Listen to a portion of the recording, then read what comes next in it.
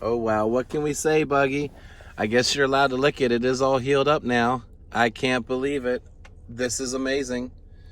Everybody, we came in for Buggy's bandage change today. We were possibly going to a soft cast. Her little tiny wound, which was like a blister from a new shoe, had healed up from her twice a week casts. And Buggy. Hey, babies. And she ended up coming out with no longer a cast on her. This is awesome. It's a little scary and intimidating as well, though, I'll tell you that. Basically, the rule here, my fears with her is that, one of the things that has happened in the past is where she would re-aggravate an injury by jumping off, not even anything big, just a couch or, the last two steps or, God forbid, my bed. That was a big one. And cause an injury. Talking to my specialist, who I absolutely adore. I can't wait to tell you about them. They basically said that we have to retrain Buggy, so she's not going to be able to be as playful. She'll be able to hop up on the cots and stuff, but like as far as couches and my bed goes, I'm going to have strict rules with her for that. Only under my direct supervision. And in which case, like, preferably not with other dogs around or, other than late at night when we're sleeping, because I know she loves to get in bed and go to bed with me. But, we're going to have to retrain her to where, she can walk around, she can run around outside, she can play, but most likely steps are going to be carried and, couches and so forth, that's going to be a no-go for the little girl, unless it's one-on-one constant attention, not in a group of dogs where I can't really focus on her. So some minor restrictions, but other than that, the healing process starts now. She does walks for 5 minutes a day, twice a day for the next week, and then 10 minutes a day after that. She's going to be resting for the next week, and then after that we start the 5 minutes a day, twice a day, and then 10 minutes a day after that. So she is on the path. The really neat thing here, and for those that would suggest, I already thought this myself, I brought it up to the doctor, since we have such a wonderful relationship with Bionic Pets down there outside of Dulles, in Virginia. There you go. Hi, baby. You can take a break from that.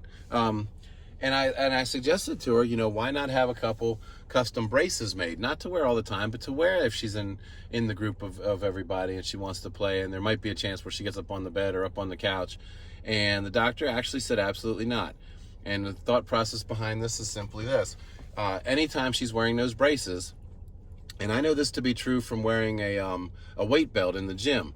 I see these idiots at the gym that do not have actual back problems, and even if they did, you probably shouldn't be wearing the weight belt. You don't wear a weight belt when you're doing other exercises other than your back, and you don't wear it for every single one. You only wear it for your heaviest lifts, because what happens is you actually instead, and this goes for knee wraps in the gym too. I know all about this from my training. You put those braces on and it actually weakens the bones, it weakens the muscles, it weakens everything around it. So it actually does no good. It certainly supports, but what you're doing is you're crippling, instead of actually making stronger. So it just takes proper exercise, proper discipline and so forth for her to do this right. So the prosthetics, the braces will not actually be working. Finally, this is just cool. This is financial related. I came into this thing paying over $5,000. Paid it all up front, and unfortunately with most of your specialists and your emergency vets, that's what you got to do. You got to pay them up front. So that always leaves a salty taste in the mouth. But the cool thing about doing it this way with them is it included all of my bandage changes, all of my follow-ups, and anything else down the line in the future, which was just awesome. Not having to come in, because I came in basically, we're on our 6th week now, so we had 6 bandage changes. And actually, we've even had more than that because of the unforeseen thing with her, with a little blister that she got. We did twice a week bandage changes, so she's actually had like 10 of them. And the neat thing about that is I was only charged for the 6. I will actually be getting a refund when I come in for her 8-week checkup for the balance of stuff that I didn't use because she's done so well. So not only did that method of doing things make it easier for me throughout, of course the initial pop is painful, but not have to deal with checking out with financials through the next 6 trips, or actually 10 trips, really made it, so much easier and so much nicer. And then to hear that you're getting a refund at the end because of how well she's done, it's just amazing. Now, of course, it's not gonna be a lot, it's just a few follow-ups and so forth that I'm getting refunded. But wow, how cool is that? So end process is that like everything's working great so far. The bedside manner through the whole thing has just been incredible. And then, like I said, the way they handle the financial end of this, just amazing. So anybody locally, I'm going to give them a shout out, not because I'm getting anything in return, but if you're in Maryland and you have a dog that has any kind of orthopedic surgery needed, I highly recommend Skilo Sports Medicine. They did Harley when she was just a little baby, and she's recovered and done amazing ever since.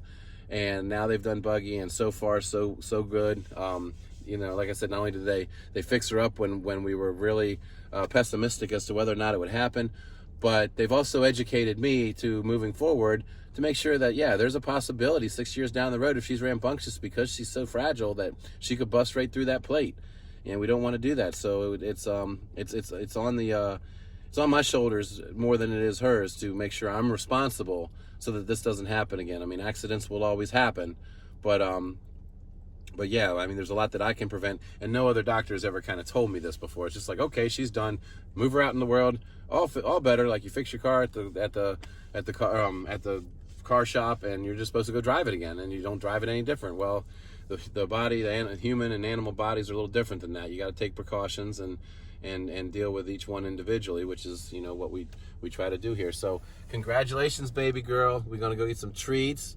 Yeah, we're gonna go get some treats and go home. And then you got to go back to resting and licking that wound. Well, not a wound. She's just licking it because she hasn't gotten to it for weeks.